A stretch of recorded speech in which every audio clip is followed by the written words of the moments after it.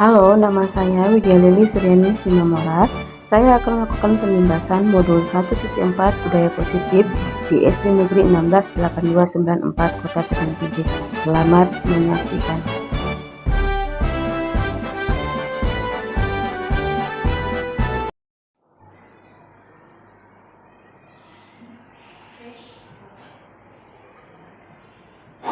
Selamat pagi, saya ucapkan kepada Ibu Kepala Sekolah juga buat rekan-rekan sekalian.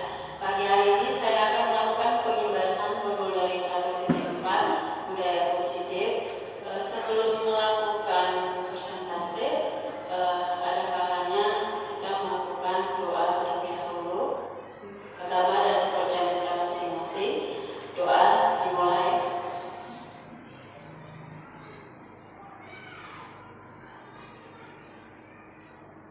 Selesai. Pertama-tama, saya mengucapkan terima kasih besar kepada Ibu Kepala Sekolah juga kepada rekan-rekan. Saya juga bersyukur pagi hari ini dengan kesempatan bisa dapat melakukan pembahasan modul 1.4.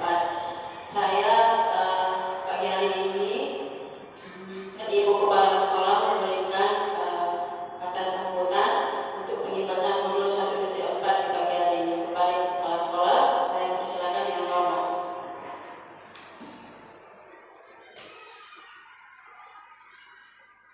Terima kasih. Pertama sekali kita ucapkan puji dan syukur kepada Tuhan, di mana hari ini kita semua dalam keadaan sehat dan kita bisa berpartisipasi turut menyelesaikan tugas teman kita Widya, ya, calon guru penggerak, di mana teman kita Widya akan menyelesaikan pengimbasan modul 1.4 mengenai budaya positif. Jadi partisipasi kita sangat diharapkan untuk mendukung kelulusan teman kita Widya sebagai guru penggerak. Harapan saya sebagai kepala sekolah, saya bangga dan Ibu Widya bisa mengimbaskannya kepada teman-teman yang lain sehingga generasi guru penggerak bertambah di sekolah kita. Itulah dulu yang bisa saya utarakan. Kurang lebih saya mohon maaf, saya ucapkan terima kasih.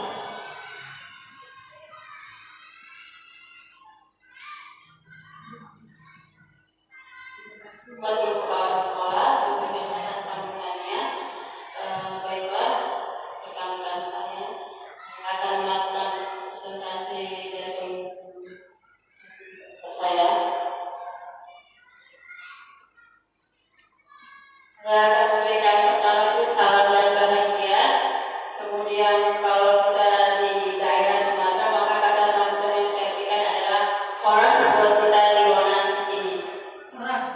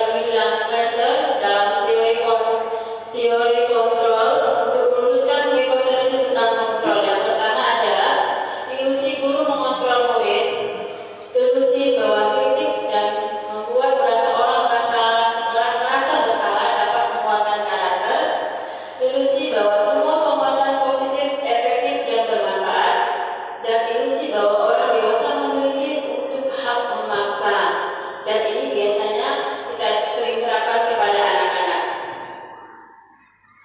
Perubahan paradigma atau stimulus respon berkaitan dengan teori kontrol. Bisakah kita mengatur seseorang, Bapak Ibu?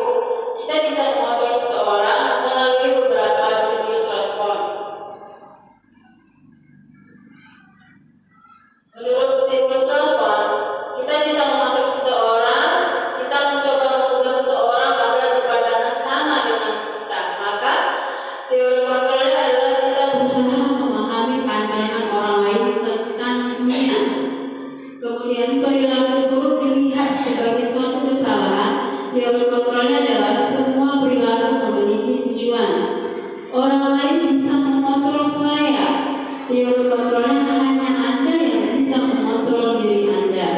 Saya bisa mengontrol orang lain. Menurut teori kontrolnya, Anda tidak bisa mengontrol orang lain. Stimulus responnya, penguasaan ada pada saat bukan gagal. Menurut teori kontrolnya adalah kolaborasi dan kesepakatan menciptakan pilihan-pilihan baru. Stimulus respon model berpikir menang atau kalah, maka teori kontrol yang digunakan adalah model berpikir menang-menang. Apa makna disiplin? Kata disiplin dikaitkan dengan tata tertib, teratur, kepatuhan pada peraturan, dan juga sering dihubungkan dengan hukuman. Padahal itu cukup berbeda dengan belajar dengan disiplin. Tidak harus memberi hukuman. Justru biasanya hukuman yang kita beri itu adalah salah satu alternatif terakhir kalau kita tidak perlu digunakan sama sekali. Nah, di sini bisa dilihat Bapak Ibu bahwa yang kita lakukan selama ini adalah biasanya untuk mendisiplinkan anak kita menggunakan hukuman sehingga memberikan rasa bersalah, sehingga belum tentu itu baik kepada mental anak, tetapi menjadikan anak itu lebih merasa rendah diri.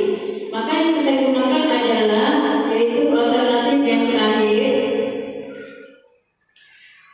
Menurut Ki-Hajar Dewantara menyatakan bahwa untuk mencapai kemerdekaan atau dalam konteks pendidikan saat ini dan untuk menciptakan murid yang merdeka, syarat utamanya adalah harus disiplin yang kuat, di mana dimaksud adalah disiplin internal. Motivasi internal, maka kita memerlukan pihak lain untuk mendisiplinkan kita.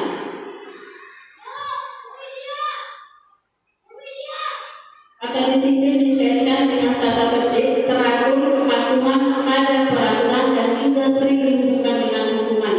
Padahal itu sungguh sangat berbeda, karena belajar dengan disiplin tidak harus akan memberikan hukuman.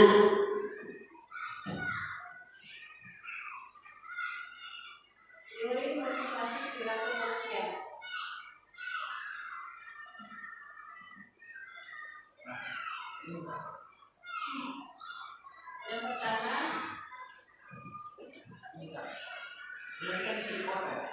Yang pertama, adalah menurut teori motivasi perilaku manusia untuk menghina. Kemudian ini termasuk motivasi eksternal.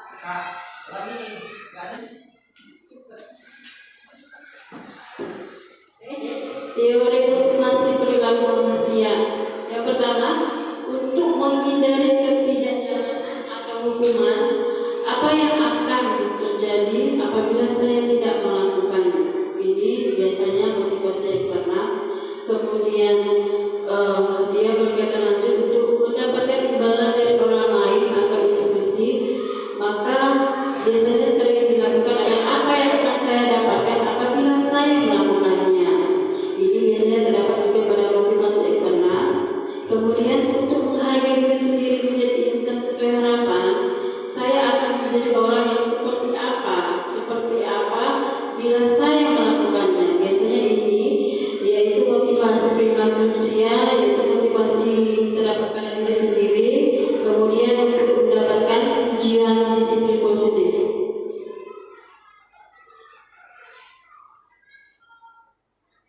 Ini bisa dilihat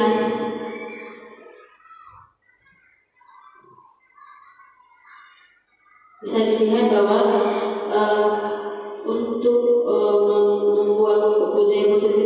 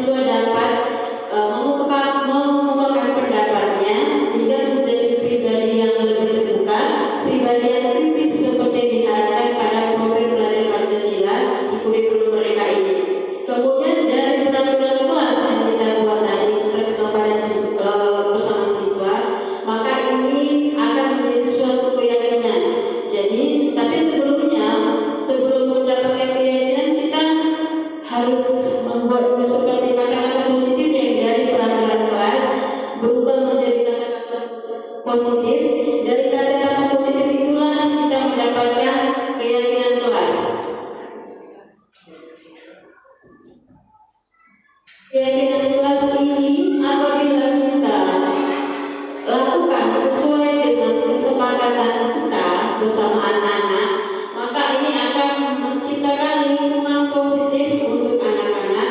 Kemudian apabila lingkungan positif ini senantiasa kita lakukan bersama anak-anak, maka ini akan menciptakan budaya positif seperti yang kita harapkan dan seperti yang juga tertuang pada filosofi diajar di Mantara, bahwa budaya positif itu harus diterapkan dan dilakukan bersama anak-anak.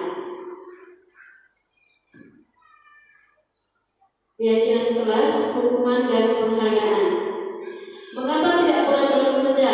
Mengapa harus keyakinan kelas? Pertanyaannya yang sering ditanyakan, kenapa harus ada keyakinan? Kenapa nggak peraturan aja gitu? Jadi mengapa kita memiliki peraturan harus menggunakan helm bila mengendarai kendaraan roda dua? Mengapa kita memiliki peraturan 3M menggunakan masker, mencuci tangan dan menjaga jarak 1,5 meter? Kemudian mengapa kita memiliki peraturan harus datang ke pada saat mengikuti pelatihan? Nah, untuk mendukung motivasi diri sendiri, kembali ke nilai-nilai keyakinan lebih menggerakkan seseorang dibandingkan mengikuti serangkaian peraturan-peraturan. Jadi dari pertanyaan-pertanyaan ini biasanya kita dapatkan kenapa kita harus mengikuti helm. Kebanyakan orang menggunakan helm biasanya hanya untuk mengikuti peraturan, tapi sebenarnya menggunakan helm itu adalah lebih pada keselamatan kita.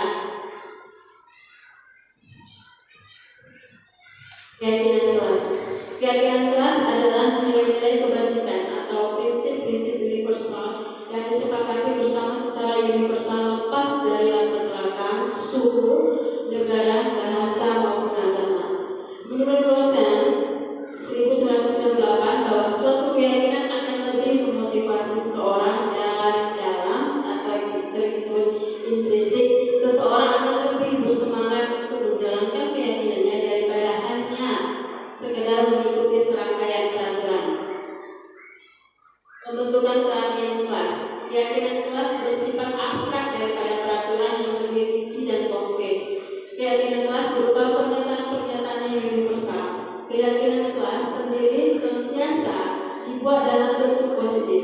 Keyakinan kelas hendaknya tidak terlalu banyak sehingga mudah diingat dan dipahami. Nah, di sini dijelaskan garis-garisnya bahwa pada saat kita membuat keyakinan kelas hendaknya keyakinan kelas itu tidak terlalu banyak karena akan membuat siswa sendiri rumit, bahkan lupa apa saja keyakinan kelas yang dibuat tadi. Jadi kalau bisa dibuat, apalagi kita SD, keyakinan kelas ini hendaknya kita buat itu terdiri, kalau di kelas saya kelas 1 SD itu biasanya harusnya 5 saja sehingga siswa mudah memahami dan mengingat, sehingga dari keyakinan ini tadi timbullah budaya positif seperti yang diharapkan.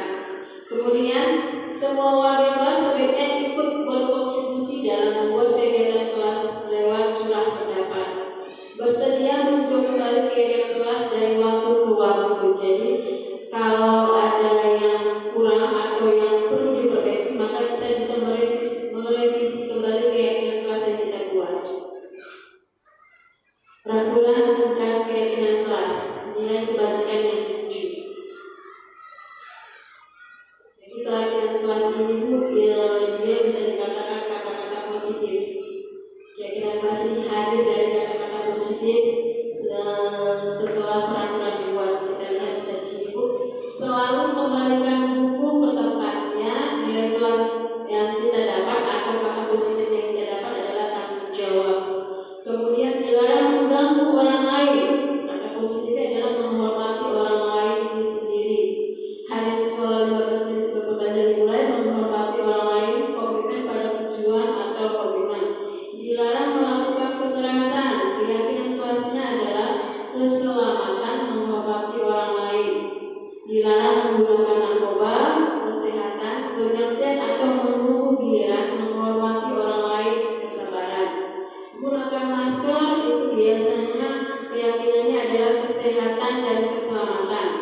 Jangan berdiri di kelas atau koridor. Keyakinan kelasnya adalah keselamatan dan keamanan. Contoh penerapan membuat keyakinan kelas. Yang pertamanya adalah kita sebagai guru harus memberi siswa membuat keyakinan kelas. Ini tadi balik ke belakang tadi seperti dikatakan bahwa kita harus membuat peraturan dulu. Kira-kira peraturan kelas itu apa saja? Dari peraturan kelas kita buat kata positif sehingga menjadi dia berupa keyakinan kelas. Nah, ketika kita sudah membuat keyakinan kelas tadi, maka siswa yang membuat keyakinan kelas itu bisa kita ajak untuk memberikan respon apa yang mereka inginkan. Maka dibuat seperti di gambar ini, mereka menempelkan sticky notes yang berupa hal-hal apa saja yang mereka inginkan atau keyakinan kelas yang telah didapat dari yang kita sepakati tadi bersama siswa. Kemudian di sini juga contoh penerapan keyakinan kelasnya, yaitu guru siswa merangkum keyakinan kelas untuk dijadikan kesepakatan kelas. Maka dari akhirnya situ adalah guru dan siswa menandatangani kesepakatan kelas yang telah dibuat. Dihukum oleh penghargaan. Dihukum penghargaan ini biasanya dia ada nilainya itu pengaruh jangka pendek dan jangka panjang. Penghargaan menghukum, penghargaan mengurangi ketepatan, penghargaan tidak efektif, dan penghargaan merusak hubungan. Nah di sini Bu, setelah saya tadi memberikan teorinya, maka saya akan mengajak Bapak Ibu melihat apakah tindakan guru dari 7 wacana ini apakah merupakan hukuman atau konsekuensi. Misalnya pertama, mencatat 100 kali dalam buku kalimat saya tidak akan terlambat lagi karena terlambat ke sekolah. Ini Bu, apakah menurut Bapak Ibu apakah dia berupa hukuman atau konsekuensi? Jadi Bu, yang 1, 2, 3, 4, 5, 6, 7 ada 7. Saya inginkan Bapak Ibu memberikan tanggapannya itu pada sebuah sticky notes yang akan saya berikan. Ibu catat nomor 1 apa, nomor 2 apa sampai nomor 7.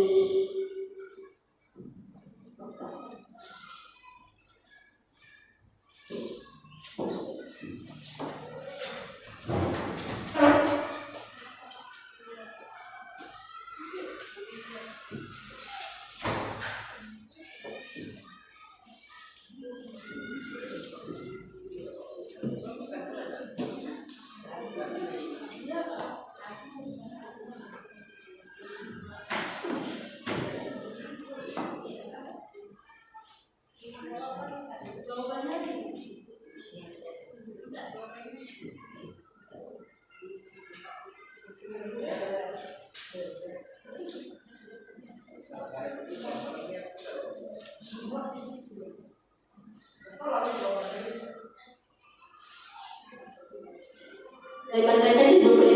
Yang pertama, mencatat 100 kali dalam buku. Kalimatnya itu saya tidak akan terlambat lagi.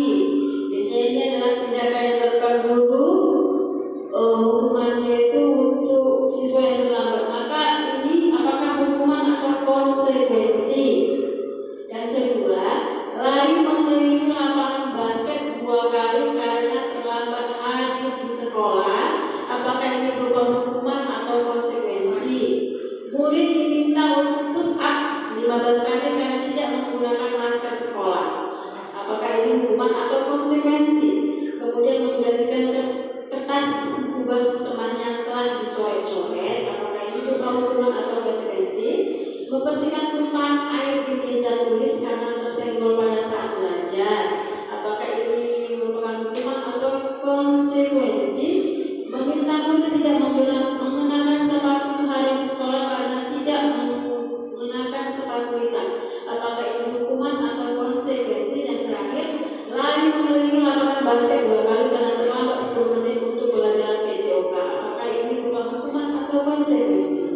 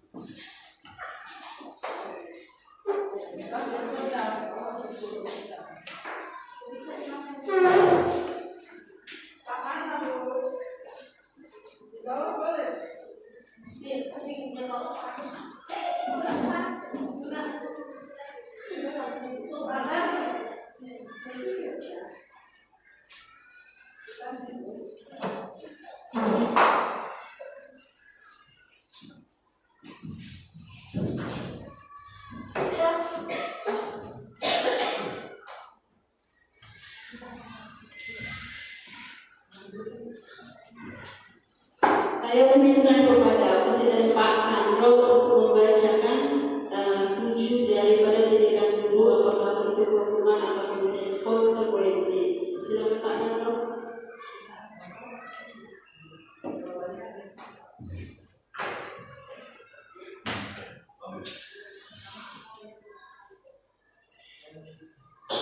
Yang pertama itu menurut saya itu hukuman, kedua juga hukuman, yang ketiga juga hukuman, yang keempat dan kelima itu menurut saya konsekuensi, dan ketujuh juga hukuman.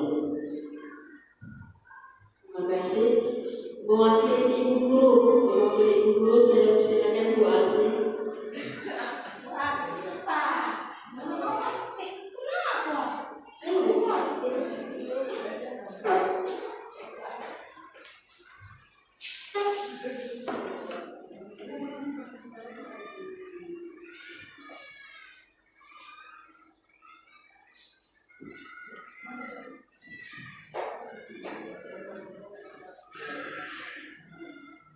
Menurut saya untuk poin pertama konsekuensi, poin kedua hukuman, poin ketiga hukuman, poin keempat kelima konsekuensi, keenam dan ketujuh hukuman.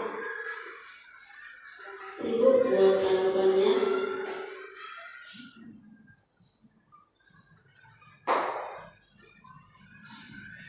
Pertanyaannya Bu, tidak kami dilakukan dulu apakah itu hukuman atau konsekuensi. Yang pertama adalah mencatat 100 kali dalam buku kalimat saya tidak akan datang terlambat lagi, itu adalah berupa hukuman. Lari mengelilingi lapangan basket 2 kali lateral terhadap sekolah itu hukuman. Murid diminta untuk push up 15 kali karena tidak menggunakan masker ke sekolah juga hukuman. Menggantikan kertas tugas teman yang telah dicoret konsekuensi. Membersihkan tumpahan air di meja karena tersenggol pada saat belajar konsekuensi. Dan lari mengelilingi lapangan basket 2 kali karena terlambat 10 menit itu adalah hukuman. Jadi terima kasih buat Bapak Ibu, dan ternyata Bapak Ibu telah memahami bentuk hukuman atau konsekuensi dalam budaya positif. Terima kasih buat kerjasamanya. Kita lihat di sini perbedaan hukuman dan konsekuensi. Hukuman itu biasanya adalah sesuatu yang menyakitkan harus terjadi. Kalau konsekuensi adalah sesuatu harus terjadi. Kalau membuat anak sakit fisik maupun hati untuk jangka waktu lama itu adalah hukuman. Konsekuensinya adalah membuat anak merasa tidak nyaman dalam jangka waktu pendek. Kalau anak membenci kedisiplinan, konsekuensinya adalah anak menghargai disiplin.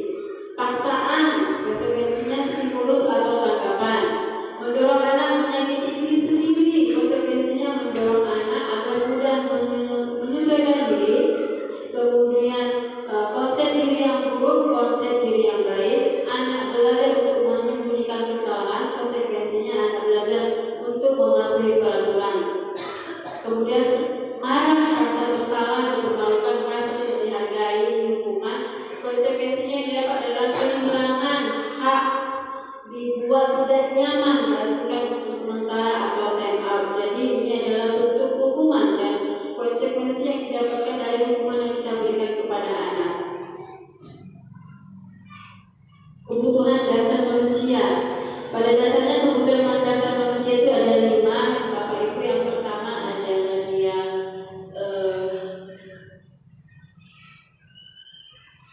keadaan kasih diterima, penguasaan, kesenangan, kebebasan, dan syukur atau kekuatan. Jadi di sini lambangnya bisa mengartinya adalah kasih sayang.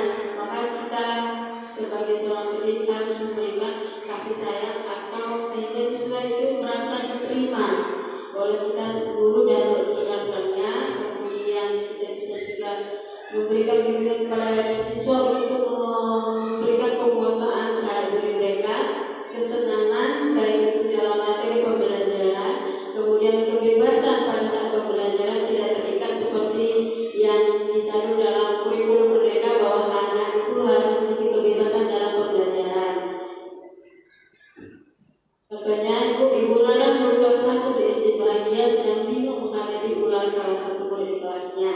Agus beberapa anak telah datang dan mengeluhkan Agus yang seringkali meminta bekal makan siang mereka dengan paksa.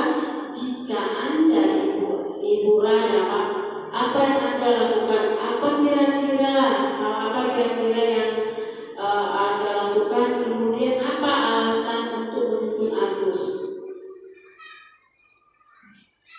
Dalam konteks penerapan disiplin positif, Ibu Ani sebaiknya cari tahu alasan Agus melakukan.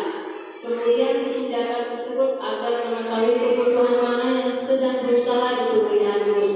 Kemudian apabila jawaban Agus karena dia lapar dan orang tuanya tidak membawanya bekal makan siang, berarti di sini kebutuhan si Agus adalah untuk bertahan hidup. Jadi dia memiliki alasan tersendiri kenapa dia berusaha merebut makanan siang teman-temannya dengan paksa. Kemudian apabila jawaban Agus karena dia senang temannya jadi memperhatikan dia, di sini kita bisa lihat bahwa si Agus adalah ingin mencari perhatian. Berarti dia di rumah juga kurang kasih sayang dari keluarganya, sehingga di sini kebutuhan si Agus adalah cinta dan kasih sayang atau kebutuhan yang diterimanya. Apabila jawaban Agus adalah dia merasa hebat karena temannya jadi takut dan menuruti keinginannya, maka di sini kita bisa lihat dalam kasus tersebut adalah kebutuhan Agus adalah penguasaan, kemampuan. Dia pengen diakui teman-temannya bahwa dia ini aku pemberani, aku jago. Kemudian apabila jawaban Agus karena dia merasa bosan dengan bekal yang diberikan ibunya karena selalu membawa bekal sama, maka kita bisa lihat kebutuhan si Agus adalah kebutuhan kebebasan. Kebutuhan kebebasan itu adalah pilihan. Dia pengen mungkin seperti teman-temannya, tapi dia tidak bisa. Maka dengan untuk memuaskan dirinya, maka dia pengen kebebasan dengan cara yang salah. Maka kita sebagai seorang pendidik perlu memberikan kata-kata atau motivasi yang baik untuk si Agus. Kemudian terakhir, apabila jawaban Agus adalah karena iseng saja dan menikmati ekspresi wajah temannya, maka kebutuhan dia adalah sebenarnya kesenangan. Mungkin di rumah dia tidak diperhatikan, tidak ada teman bermain, tidak tahu curahkan kemana dia untuk memberikan rasa jiwa yang bermainnya itu tidak ada. Jadi dia puaskan di sekolah dengan cara yang salah. Maka kita sebagai seorang guru wajib juga memberikan motivasi kepada siswa. Ini juga saya akan memberikan 5 posisi kontrol seperti yang kami pelajari pada modul. Yang pertama adalah motivasi guru berbuat baik. Kemudian ada di sini identitas gagal atau kontrol dari luar, identitas berhasil sukses, kontrol dari luar. Kemudian identitas berhasil sukses, kontrol diri, ya kan, menghindari hukuman, mengharapkan hukuman atau ketergantungan pada orang lain, menghargai diri sendiri. Di sini ada motivasi di sana, guru berbuat menghakimi, menunjuk siswa, menyakiti, bahkan menyindir. Itu biasanya dia kontrolnya itu adalah membuat rasa bersalahnya berceramah, mengatakan seharusnya ibu kecewa dan selainnya. Kemudian kalau dia sebagai seorang teman, dia akan membuatkan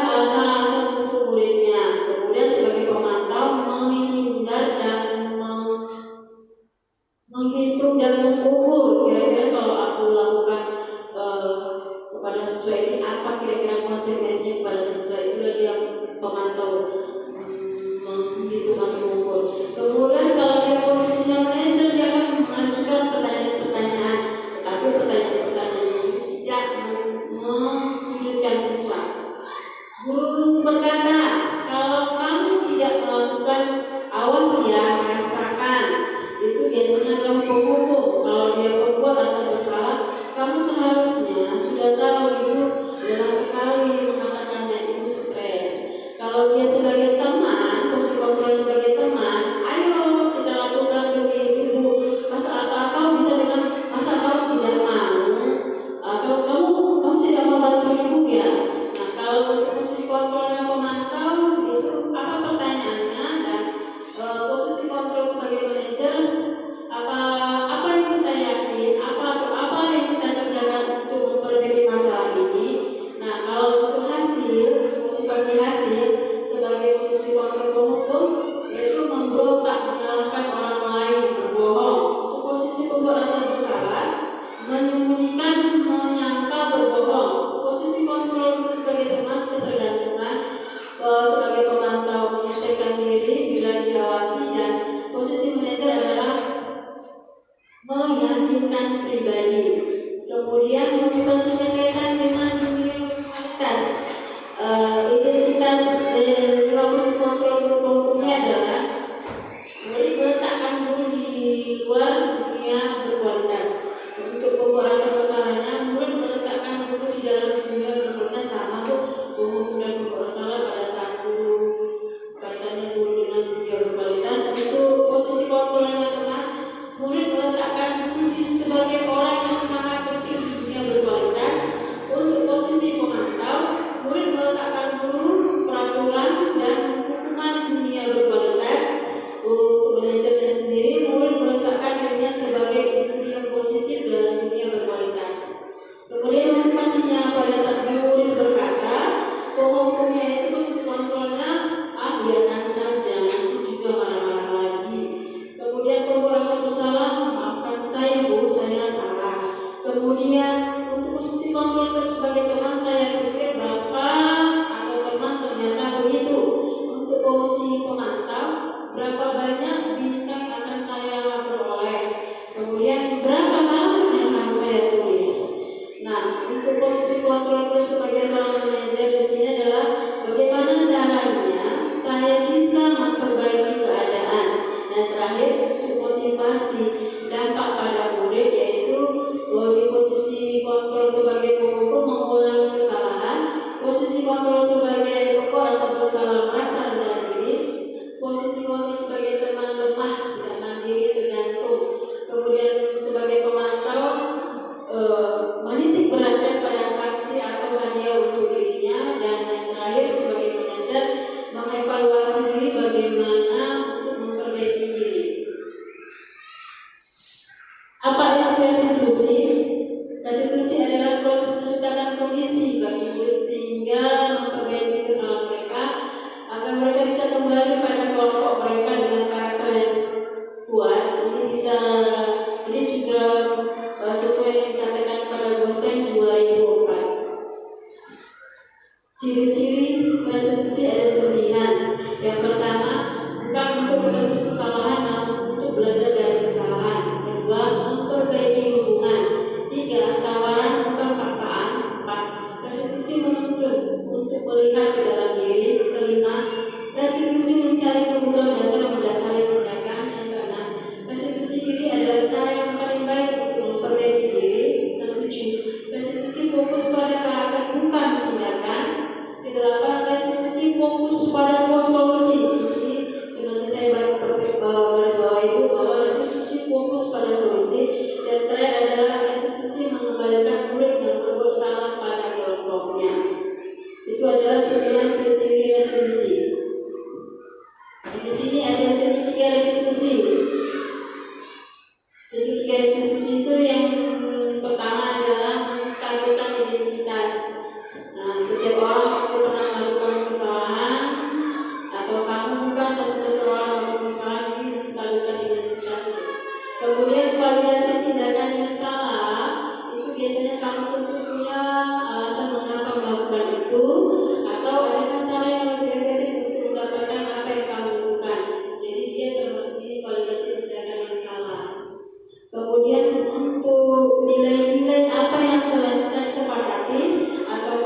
menjadi orang yang seperti apa, ini termasuk segitiga diskusi di posisi menanyakan keyakinan. Jadi segitiga diskusi itu ada yang tiga, itu pertama menstabilkan identitas, yang kedua validasi tidak ada yang salah, yang keempat dan ketiga menanyakan keyakinan. Jadi ini adalah tiga diskusi dan poin-poin daripada tiga diskusi itu sendiri.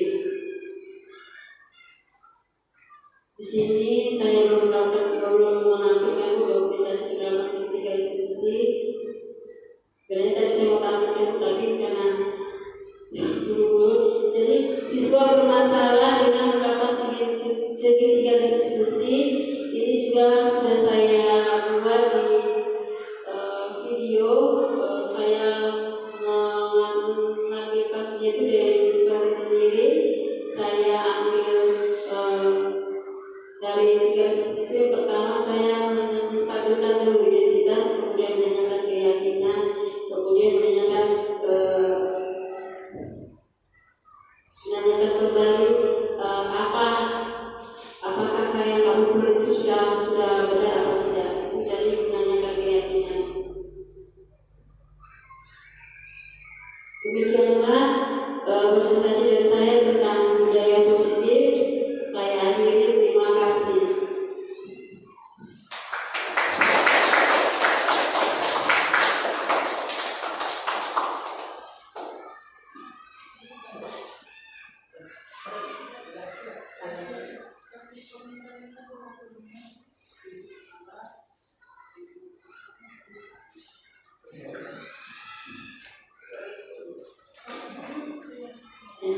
Demikianlah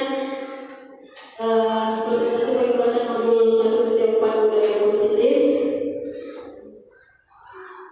Saya akhiri, sekian dan terima kasih buat Ibu Kepala Sekolah dan juga buat rekan-rekan sekalian. Sekian dan terima kasih.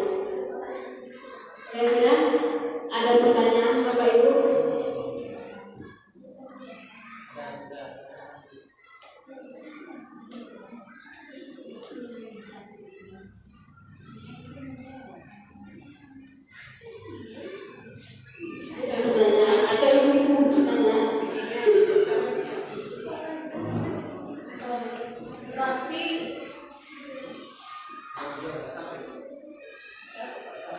Berarti selama ini kita sebagai guru itu tidak memahami antara hukuman dan konsekuensi.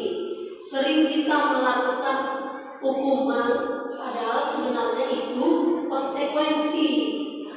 Jadi setelah kita mendengar materi budaya positif, kita harus bisa merubah pola pikir kita untuk bagaimana mendidik anak-anak. Jadi harus kita bedakan mulai hari ini yang mana hukuman dan yang mana konsekuensi. Jadi harapan kami, apa yang telah dia pelajari imbaskanlah ke teman-temannya, seperti kasus budaya positif ini ya. Dengan adanya presentasi ini ya, semoga kita ke depannya bisa lebih baik sebagai pendidik. Itu yang bisa saya sampaikan, kurang lebih sekian. Terima kasih. Terima kasih tanggapannya dari Kepala Sekolah. Teman-teman Bu, saya sendiri setelah mempelajari modul ini ada rasa ternyata saya selama ini guru yang begini. Kemudian ternyata saya berikan selama ini saya kira baik, ternyata itu membuat siswa merasa bersalah, sehingga ada siswa yang jadi merasa kayaknya aku nggak berharga lah, kayaknya aku beda dari teman, sehingga tidak menimbulkan rasa dia semakin percaya diri, tidak ingin seperti teman-temannya, tapi jadi menimbulkan mental itu sendiri. Itu yang saya rasakan, yang saya rimanya ya, setelah saya pikir-pikir ternyata itu yang saya lakukan selama ini. Saya belum mengimbaskan budaya positif pada anak-anak dalam pembelajaran. Jadi saya harap saya juga bisa seperti Ibu harapkan tadi, saya dapat mengimbaskan budaya positif itu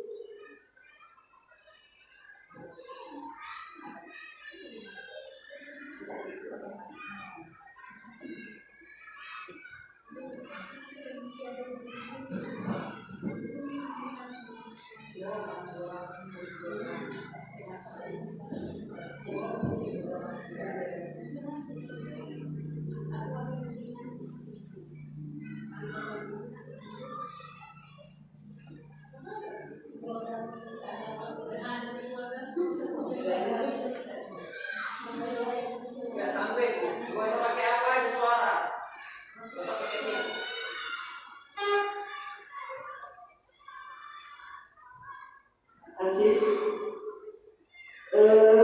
Yang saya tahu selama ini kita kan selalu melakukan hukuman kepada anak yang memang bersalah. Jadi setelah saya mengikuti tadi pembahasan tentang budaya positif yang telah disampaikan oleh Ibu Lydia, ada pertanyaan yang mau saya tanyakan kepada Ibu. Kalau misalnya anak kita bersalah, memang melakukan kesalahan dalam belajar, apa memang harus kita lakukan hukuman? Itu aja yang saya tanya. Hukuman atau konsekuensi? Terima kasih. Terima kasih Bu Dr. Yudayani. Seperti yang kita lihat tadi Bu, bahwa kalau ada siswa yang salah dalam belajar, apakah kita harus memberikan hukuman atau konsekuensi? Begini Bu, kita lihat Bu, makanya tadi dalam segitiga diskusi itu kan ada 3 yang pertama menstabilkan identitas. Kita tanya dulu ya, kenapa nggak membuat atau membuat PR? Kenapa kamu malas belajar? Setelah kita stabilkan dari jawaban dia, kita membuat keyakinan kira-kira yang kamu buat itu benar apa enggak? Apa manfaatnya yang kamu buat itu? Bagus nggak sama kamu? Nyaman nggak kamu mengerjakan PR? Suka nggak kamu? Dari jawaban yang terakhir, dari jawaban dia tadi, maka kita buat suatu keyakinan. Balik lagi tadi Bu, peraturan yang kita buat dari peraturan keyakinan tadi. Misalnya kan kita di kelas buat dari peraturan itu mengerjakan tugas tepat waktu atau tidak boleh malas di kelas, itu peraturannya. Keyakinannya berarti kan dia mandiri, bertanggung jawab ya kan kita sendiri. Kita balik ke situ, karena ingat enggak keyakinan kelas yang kita buat salah satunya apa? Kan siswa kan harus mengingat tuh, makanya tadi dibilang kalau bisa keyakinan kelas itu jangan terlalu banyak, sedikit saja sehingga dia gampang mengingatnya. Setelah dia mengucapkan misalnya Bu, nggak boleh Bu, harus belajar PR kapan Bu, harus belajar Bu di dalam PR, tidak boleh mengganggu teman dalam kelas. Nah, kalau kamu udah tahu maka kamu terapkan itu kepada diri kamu. Kalau dia Bu kira-kira agak susah, maka kita yang mengambil itu dia hukumannya itu jangan dia merasa bersalah. Kalau dia udah mengajarkan PR Ibu dari dalam kelas, sehingga dia mencap dirinya ya memang aku nggak mengajarkan PR, memang aku tukang ikut di kelas, ya udah itu tadi. Makanya kita perlu kita kaji lagi dia kira-kira berbuat itu gara-gara apa? Apakah karena tadi seperti dia pengen cari perhatian atau pengen diakui bahwa kalau dia itu jago atau tukang ikut di dalam kelas, maka hukumannya itu kembali kepada diri kita melihat beda anak beda, kita kasih penerapannya Bu, jadi nggak bisa sama. Makanya dia perlu yang tadi identitas. Jadi kita cari latar belakangnya, kemudian tindakan apa yang kita lakukan, kemudian keyakinan itu perlu diyakinkan kepada siswa bahwa apa yang kamu lakukan. Tapi sampai dia berpikir sendiri, kamu buat itu kira-kira kamu nyaman nggak? Sampai dia mengatakan enggak. Kalau kira-kira nggak nyaman, seperti kita aja dia berpikir sehingga dia ternyata yang buat itu salah. Jadi sama juga Bu, aku selama ini Bu untuk siswa nggak mengerjakan PR berdiri atau keluar. Mungkin kalau ada yang pengen keluar semua bukunya keluar dari kelas kerjakan dulu. Ternyata itu tidak menstabilkan siswa, itu malah membuat mereka menjadi enak buat nggak belajar kok, nggak dimarah-marahin ibu kok, ini di luar aja sekolah di luar. Kalau kita pelan-pelan Bu, ya mungkin mudah-mudahan mereka memiliki keinginan perubahan dari diri sendiri. Demikian Bu. Tanya Bapak, tanya kapan? Silakan Bapak.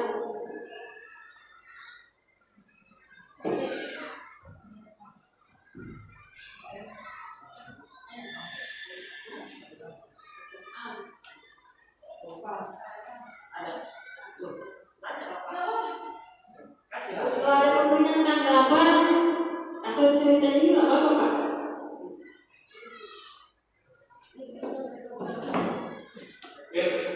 budaya positif ini kita sebagai guru kita belajar membuat murid itu bertanggung jawab ya, atas kesalahan yang dilakukan. Contoh tadi sudah kalau ada murid yang mengoyak atas buku temannya, dia bertanggung jawab untuk menggantinya atau merupakan minuman tanggung jawabnya adalah melakukan hal itu ya. Jadi bisa dilakukan pelajaran sebagai guru bukan menghukum, ya bukan belajar dari situ karena seperti restitusi tadi ya, belajar dari kesalahan. Tapi mungkin ada beberapa murid yang sudah kita berikan seperti itu konsekuensinya, dia masih banyak yang terkenal juga. Hukuman kadang hukuman yang kita berikan kadang bisa untuk mengubah dia. Mungkin banyak yang juga masuk ke dalam budaya positif, tapi perubahan untuk budaya positif ini mungkin belum terpengaruh ya sama beberapa orang. Itu aja sih sampai Kasih buat Mas Anwar, kira-kira yang lain terima kasih. Mungkin jika tidak ada lagi tanggapan atau pertanyaan, maka saya akhiri presentasi pagi hari ini. Terima kasih buat semuanya, buat Ibu Kepala, buat yang lain. Terima kasih. Selamat siang.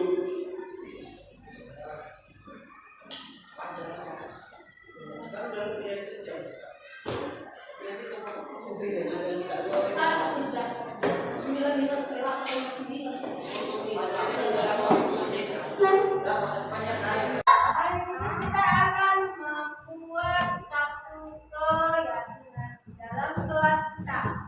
Tapi kita mau buat dulu aturannya. Tahu nggak apa gunanya ini nanti? Tahu. Apa gunanya?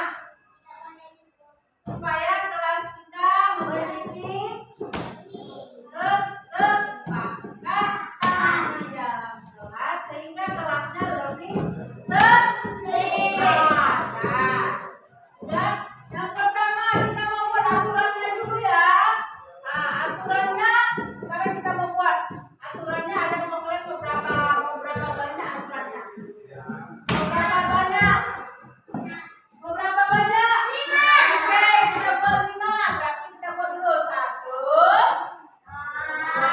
3, 4. Oke, sekarang itu mau tanya aturannya yang pertama itu apa aja? Satu, apa aturannya?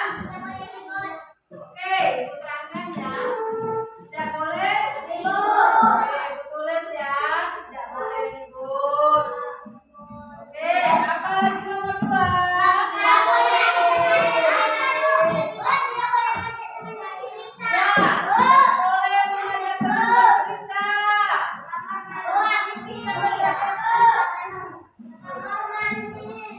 Tidak boleh mengajak teman bercerita. Oke, apa lagi ya? Oke, kalau mau ke kamar mandi, oke, izin dulu ya. Oke, ada lagi? Apa? Oke, jaga kebersihan. Oke, pintar. Jaga kebersihan di dalam kelas. Ada lagi? Ada. Satu lagi ya, tadi kita buat tadi kalian mengikuti kalian 5. Satu lagi apa? 6. Sampai ya, Cinta. Ya. Cinta mau bicara. Oke, pintar. Angkat tangan.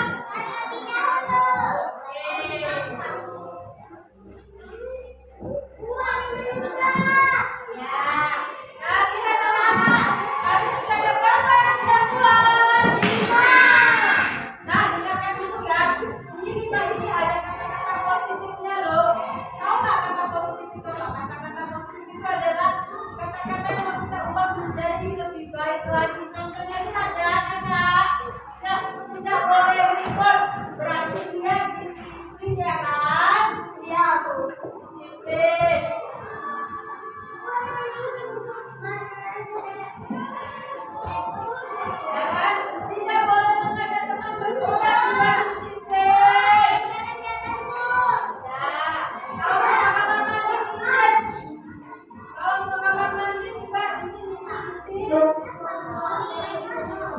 Jaga kebersihan berarti dia apa nih menjaga? Jaga kebersihan. Kalau mau bicara angkat tangan dulu itu sudah salah. Ya, sopan. Sopan santun. Ya, sopan santun. Kita ya. Sopan santun. Nah, berarti kita dapat 5 ya kan? Keyakinannya kan. Berarti keyakinan kita atau kesepakatan kita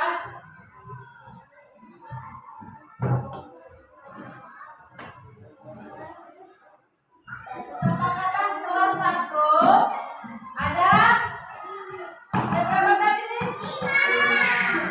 5. Oke, kalau memang sudah oke, sekarang kita mau tanya. Nah, jika ada anak ibu yang setuju, maka ditempel deh warna.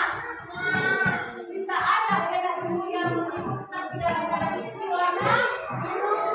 Jika ada anak ibu yang mengikuti tapi dengan bahagia ketawa, dia di warna. Sekarang kita mau tempelkan dulu, tapi kita atur aturan ya. Mulai dari yang kelompok sana dulu yuk, kelompok yang kamera yuk, maju ke depan. Semua yuk, kelompok kamera. Ambil satu-satu ya, tempelkan di mana ya nak ya. Oke, kamu perasaan kamu di mana nih ya yang ditempelkan? Ayo. Oh nak, kamu belum kamera. Kamu bisa. Tempel di mana? Di mana perasaanmu? Yang mana perasaanmu? Nah, tempelkan, cepat. Sudah ini belum? Sudah tempel, kamu di mana? Sini. Nanti kamu buat di sini. Oke. Kamu di mana?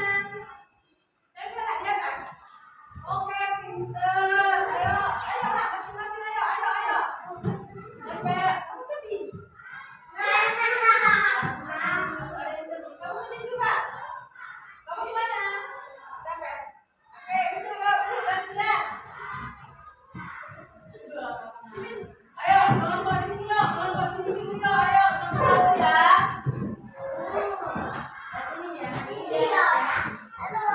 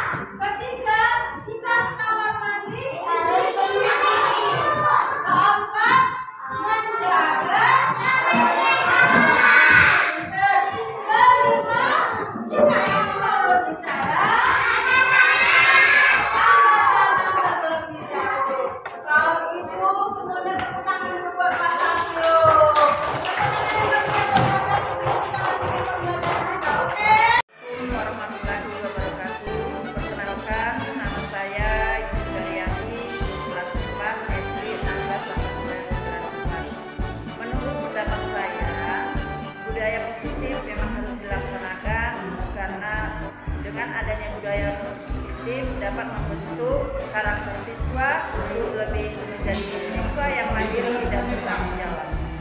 Terima kasih.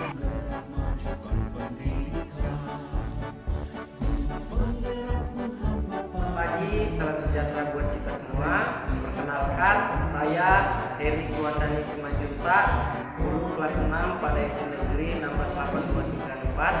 Menurut saya, setelah mendengarkan paparan dari Ibu Widya terkait disiplin positif, saya kembali merefleksi diri saya bahwa selama ini yang saya lakukan adalah salah dalam menangani siswa ketika melakukan kesalahan. Namun terkait setelah saya mendengarkan paparan Ibu Widya tadi, saya akan menerapkan apa yang dikatakan Ibu Widya tadi, yang dipaparkan Ibu Widya tadi, agar siswa nantinya mampu menjadi siswa yang berkarakter.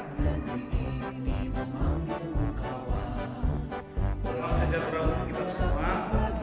Saya Sandro Panggabean sebagai guru agama Kristen. Dari paparan dari yang disampaikan Ibu Widya tentang disiplin positif